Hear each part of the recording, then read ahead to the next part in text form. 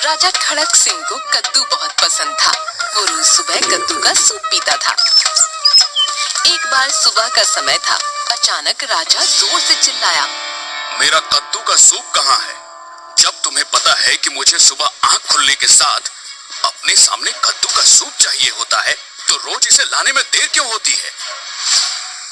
न जाने राजा का ये कद्दू प्रेम हमें कहाँ ले जाएगा। मैंने कौन से ऐसे पाप किए थे जो मुझे कद्दू प्रेमी पति मिला। रानी राजा से बहुत प्यार करती थी, लेकिन वो राजा के कद्दू प्रेम से बहुत परेशान थी। राज्य में दूसरी सब्जी देखने को भी न मिलती थी। राजा ने सैनिकों को आदेश दिया हुआ था, याद रहे, राज्य में सिर्फ कद्दू की खेती करने की अनुमति है।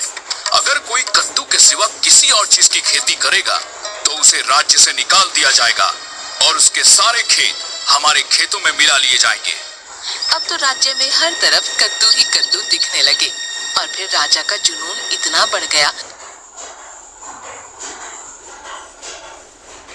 कि उसने अपने राज्य के शाही मिस्त्री को बुलवाकर आदेश दिया, हमारा नया राजमहल बनाया जाए जिसका आकार कद्दू की तरह हो, रंग रोगन सब कुछ कद्दू की तरह ही हो। महल में जितनी भी चीज है वो सब कद्दू के आकार और रंग जैसी होनी चाहिए। इतना ही नहीं, सनकी राजा ने प्रजा के कपड़ों पर भी कद्दू बनाने का आदेश दे दिया। राज्य में अरे भाई, ये हमारा कद्दू राजा, अरे मतलब कद्दू प्रेमी राजा, इसने तो सारी प्रजा के नाक में दम कर रखा है। भाई हमारे कद्दू महाराज को कोई बताओ, मैं मरने से पहले कद्दू नहीं खाना चाहता, कोई और लजीज व्यंजन खाना चाहता हूँ। अरे भाई लोगों, भूल जाओ, अब तो राज्य का नाम भी बदलकर कद्दू ही ना रख दिया जाए। धीरे धीरे हर तरफ कद्दू ही कद्दू दिखने लगे। लोग राजा की सनक से परेशान होने लगे, लेकिन राजा को कोई फर्क नहीं पड़ा। बल्कि एक दिन उसने अपने राज्य के सुनार को बुलवाया। हमारी प्यारी रानी के लिए नए जेवर बनाए जाएं। कि सुनते ही रानी बहुत खुश हो गई और सोचने लगी, राजा मुझसे कितना प्रेम करते हैं, मेरे बिना कुछ कहे हमेशा मेरी कितनी फिक्र करते हैं, मैं बेकार ही दुखी रहती हूँ। तभी राजा ने कहा, लेकिन रानी के नए जेवर कद्दू के आकार और प्रकार के होने चाहिए। उन्हें पहनने के बाद हमारी रानी सबसे अलग दिखे। ये सुनकर रानी को बड़ा गुस्सा आया। वो मन में बोली, इन्हें एक कद्दू से ही शादी कर लेनी चाहिए थी। कद्दू खा खा कर मन नहीं भरा तो राजमहल कद्दू के आकार का बनवा दिया, कपड़े कद्दू के प्रिंट के बनवा दिए, और तो और अब जेवर भी कद्दू जैसे बनवा रहे हैं। अब तो सिर्फ मैं ही बची हूँ। क्या पता कुछ समय में राजा ये भी आदेश दे दे कि हमारी रानी को कद्दू बना दो। रानी को बहुत गुस्सा आया। सुबह के नाश्ते से लेकर रात के खाने तक कद्दू की बनी चीजें परोसी जाती हैं। कद्दू की सब्जी, कद्दू की पूरी, कद्दू के चावल, हर चीज में कद्दू कद्दू कद्दू। अब ये कद्दू से ही बात करें, मैं इनसे बात नहीं करूंगी। रानी ने राजा से बात करना बंद कर दिया। राजा को इस बात से कोई फर्क ही नहीं पड़ा।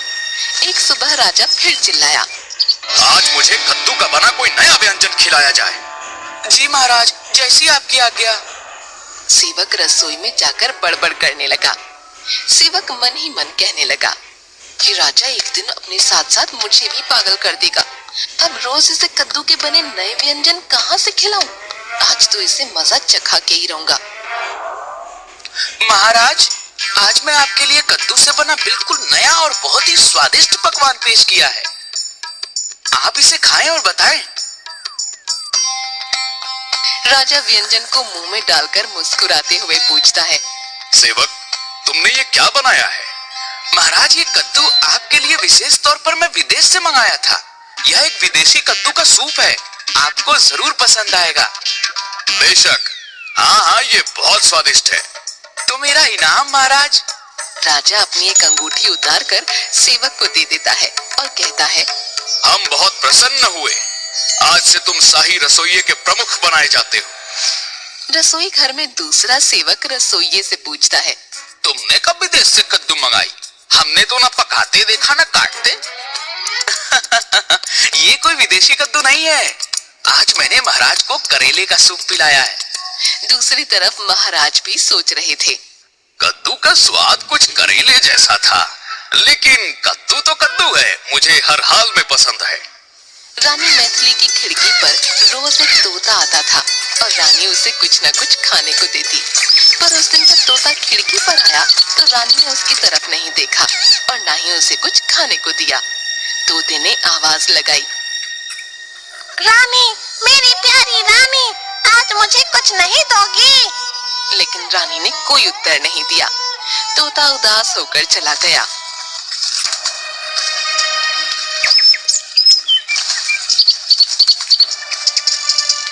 दूसरे दिन फिर तोता आया और उस दिन वह खिड़की से अंदर आकर रानी के सामने बैठ गया। रानी, तुम इतनी उदास क्यों हो? रानी ने कद्दू जैसा मुंह बनाकर तोते को देखा और बोली, क्या तुम्हें मेरा मुंह कद्दू जैसा दिखता है? लगता तो है। मैं बहुत दुखी हूँ। धीरे धीरे लगता है मैं सच में ही कद्दू की ही ना बन जाऊं। मेरे होते हुए तुम्हें दुखी होने की कोई जरूरत नहीं। मैं तुम्हारा दोस्त हूँ। मुझे बताओ आखिर माजरा क्या है? फिर रानी ने तोते को सारी बात बताई और कहा, मैं राजा के इस कद्दू प्रेम से बहुत तंग आ चुकी हूँ, लेकिन मुझे समझ नहीं आता कि मैं क्या करूँ। जादू करो। रानी ने हैरान होकर तोते को देखा और कहा, जादू? मैं भला जादू कैसे करूं? मैं तो एक सीधी सादी रानी हूँ। काश मुझे जादू आता होता। मैं अपनी आंखों के सामने से ये कद्दू हमेशा के लिए हटा देती। रानी, मैं परी लोक का तोता हूँ। तुम्हारी इतनी मदद कर सकता हूँ कि तुम्हें ये जादू मंत्र दे दूँ। तुम जिसके ऊपर इस मंत्र का प्रयोग करोगी वो वही देखेगा जो तुम चाहोगी। ये मंत्र भला मेरी मदद कैसे कर सकता है? मेरा दिमाग तो काम ही नहीं कर रहा। क्या तुम मुझे बता सकते हो? तोते ने रानी के कान में एक योजना बताई। रानी के चेहरे पर एक शरारत भरी मुस्कान आई और उसने कहा, अब आएगा मजा। अब तो मैं इस मंत्र के जरिए राज्य से कद्दू को हमेशा के लिए विदा कर दूंगी। लेकिन याद रखना मैथिली बहन, 12 बजते ही ये जादू खत्म हो जाएगा। रानी ने तोते का धन्यवाद किया और खुशी से झूमने लगी। फिर उसने राजा से कहा, महाराज, क्यों ना हम इस बार आपके जन्मदिन पर अपने कद्दू राजमहल में एक आलीशान भोज रखें, जिसमें आप अपने सभी मित्रों को आमंत्रित कीजिए। रानी, तुम तो जानती हो मेरा कोई मित्र हमारे घर नहीं आना चाहता क्योंकि उन्हें कद्दू पसंद नहीं। आप मुझे बताइए किस किस को बुलाना है? मैं सबको बुला लेती हूँ। मेरा आपसे वादा है कि आपके सभी दोस्त आएंगे और बहुत खुश भी होंगे। राजा ने हैरानी के साथ रानी को देखा और कहा, ठीक है, तुम कहती हो तो मैं बताता हूँ, परंतु मुझे ऐसा नहीं लगता कि कोई आएगा, और अगर आया भी तो वह खुश होकर नहीं जाएगा। अगर ऐसी बात है तो चलिए एक शर्त लगाते हैं। जैसा मैंने आपसे कहा, अगर ऐसा नहीं हुआ तो मैं भी कद्दू को आपकी तरह प्यार करूंगी, लेकिन अगर ऐसा हुआ तो आपको मेरी एक बात माननी होगी। राजा हंसने लगे और मन में सोचा, रानी कितनी मूर्ख है, वह मुझसे ऐसी शर्त लगा रही है जो वह आसानी से हार जाएगी, क्योंकि मेरा कोई भी दोस्त हमारे घर आएगा नहीं, और अगर आया तो उसे हमारे घर का खाना पसंद नहीं आएगा, तो फिर वह खुश कैसे होगा? आप चुप हैं महाराज, शायद आपको लगता है कि आप हार जाएंगे। नहीं नहीं, मैं तो यह सोच रहा हूँ कि तुम कितनी मूर्ख हो। ठीक है, तो हम अपनी शर्त पर कायम रहते हैं और भोज की तैयारी करते हैं। ठीक है, मैं भी तब तक ये सोचता हूँ कि तुम मेरी तरह कद्दू को अपनाकर कैसी लगोगी। राजा मुस्कुराया और वहां से चला गया। रानी ने भी एक शरारत भरी मुस्कान भरी और भोज की तैयारी में लग गई। सबसे पहले रानी ने राजा के सभी दोस्तों को बुलाने के लिए एक निमंत्रण पत्र लिखा। आज शाम की पार्टी में अगर आपको कहीं पर कद्दू दिखता है या कद्दू से बना कोई भोजन मिलता है तो राजा खड़क सिंह अपना आधा राज्य आपको दे देंगे। जब ये निमंत्रण पत्र राजा के मित्रों को मिला, उन्हें बड़ा आश्चर्य हुआ। कद्दू प्रेमी खड़क सिंह ने ऐसा निमंत्रण पत्र कैसे भेजा है जिसे कद्दू के सिवा कुछ भी पसंद नहीं? उसके घर भला कद्दू से बना सामान या कद्दू से बना भोजन नहीं होगा, ये असंभव है। रानी ने जिस मंत्री को पत्र लेकर भेजा था उसको ये समझाया। मंत्री जी, जब राजा के मित्र ये पत्र पढ़े तो उन्हें समझना आपका क्या चाहता है। राजा तो कद्दू के बिना रह नहीं सकते। आपको बड़ी आसानी से कहीं न कहीं कद्दू मिल ही जाएगा। और बिना मेहनत राजा का आधा राज्य आपका, और अगर आपको कद्दू नहीं भी मिलता तो आपको एक आलीशान भोज तो मिल ही जाएगा। मंत्री ने ऐसा ही किया। मंत्री की बात सुनकर राजा के मित्र खुश हो गए और भोज में आने के लिए तैयार हो गए। इधर रानी ने भोज के लिए बहुत सारे अलग अलग तरह के व्यंजन जैसे फलों के जूस, स्वादिष्ट मिठाइयाँ आदि बनवा रखे थे। अब जाकर झरोखे पर खड़ी हो जाती हूँ, तोते के दिए मंत्र के इस्तेमाल का समय आ गया है। धीरे धीरे मेहमानों ने आना शुरू कर दिया। रानी महल के बाहर एक झरोखे के पास से हर आने जाने वाले राजा के ऊपर तोते का दिया मंत्र पढ़ने लगी। मंत्र के जादू से आने वाले मेहमान को कहीं भी कद्दू नहीं दिखता। मेहमान आपस में बात करने लगे। कमाल है महाराज, खड़क सिंह के महल से तो कद्दू पूरी तरह गायब हो गए। एक एक करके सारे व्यंजन परोसे जाने लगे। शरबत, सूप, मिठाइयाँ, फल सब बड़े मजे से खाते पीते मजे करने लगे। ये सब देखकर कद्दू प्रेमी राजा को बड़ी हैरानी हुई, क्योंकि राजा को हर तरफ तो कद्दू ही कद्दू दिख रहा था। वाह वाह, ये तो रानी ने कमाल कर दिखाया। लेकिन मुझे ये सब स्वप्न लग रहा है। यह कद्दू का बना सूप, यह कद्दू का जूस, कद्दू की बनी मिठाइयाँ, यह सब खा पी के भी यह इतने खुश हैं। इन्हें क्या हो गया है? राजा को कुछ समझ नहीं आ रहा था और रानी भी खुशी खुशी मेहमानों की आव भगत में लगी हुई थी। सब मजे कर रहे थे, खुशी से नाच रहे थे। तभी रानी की नजर घड़ी पर गई। ओहो, ये क्या हो गया? 12 बजने में तो सिर्फ कुछ ही समय बाकी है और 12 बजे के बाद मेरा जादू गायब हो जाएगा। मुझे कैसे भी इन सबको 12 बजे के पहले यहाँ से भेजना होगा। राज्य में एक भयंकर राक्षस ने धावा बोल दिया है। उसे खाए पिए राजा बहुत पसंद है। महाराज खड़क सिंह को मैंने छुपा दिया है। आपकी भी भलाई इसी में है कि 12 बजने से पहले हम महल छोड़ दें। अरे ये क्या बात हुई? उस राक्षस को अभी आना था। अभी तो बहुत से व्यंजन पड़े हैं जो मैंने चखे तक नहीं। लेकिन खैर, राक्षस से जान बचानी होगी, बाकी बाद में। भागो। दूसरा मोटा राजा अपनी नाक पोंछता हुआ चटपटा खाना खा रहा था। उसका एक साथी राजा के पास आया।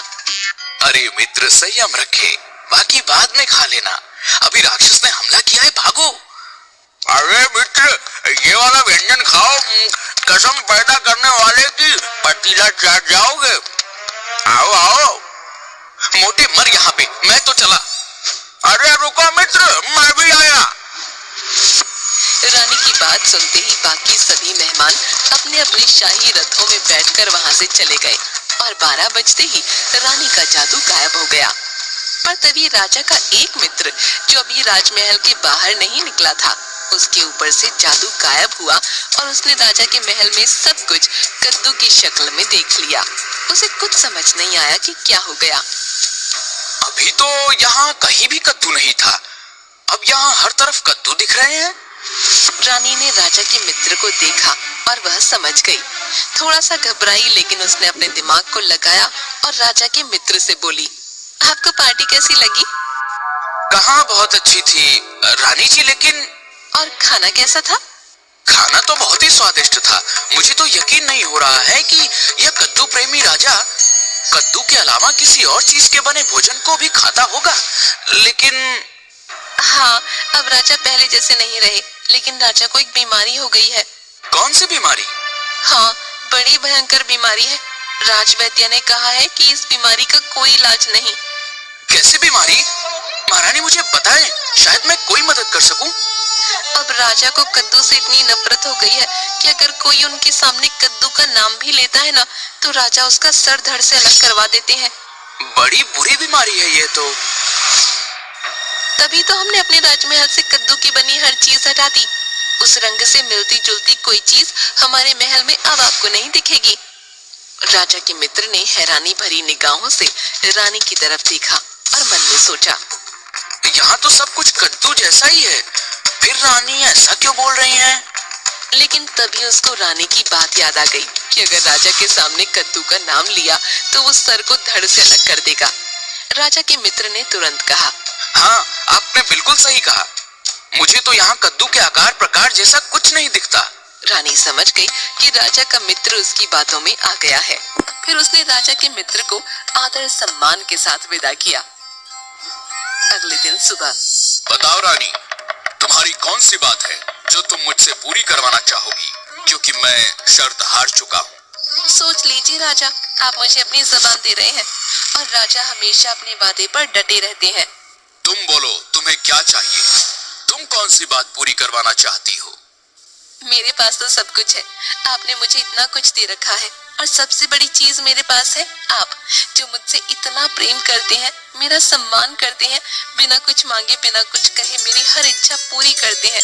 तो अब मैं आपसे और क्या मांगू? फिर भी तुम शर्त जीती हो तो तुम जो चाहो वो मुझसे मांग सकती हो।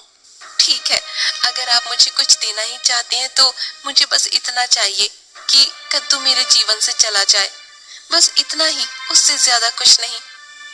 लेकिन तुम तो जानती हो कि कद्दू मुझे कितना पसंद है, मैं उसके बिना नहीं रह सकता हूँ। ठीक है, हम आपको खाने में रोज कद्दू खिलाएंगे, लेकिन कद्दू के अलावा सभी सब्जियां राज्य में उगाई जाएंगी और शाही रसोई में हर तरह के व्यंजन बनेंगे। राजा अपनी बात में फंस चुके थे। उनके पास रानी की बात मानने के सिवा और कोई दूसरा चारा नहीं था। राजा ने रानी की बात मानी और राज्य में कद्दू के अलावा बाकी चीजों की खेती भी होने लगी। और उस दिन के बाद राजा के महल में कद्दू के अलावा और भी सब्जियां बनने लगी और राज्यवासियों का जीवन कद्दू की माया से बाहर आ गया, राजा रानी के साथ राज्य भ्रमण करते हुए। अरे वाह रानी साहिबा, राज्य में ये रंग बिरंगे फूल और हरी भरी तरह तरह की सब्जियां बहुत ही खूबसूरत लग रहे हैं। यही तो महाराज, देर आए लेकिन दुरुस्त आए। अभी राज्य में सब लोग खुश हैं। वो तो ठीक है, लेकिन कहीं कद्दू दिखाई नहीं पड़ रहे। मेरा मन तो कद्दू का सूप पीने को कर रहा है।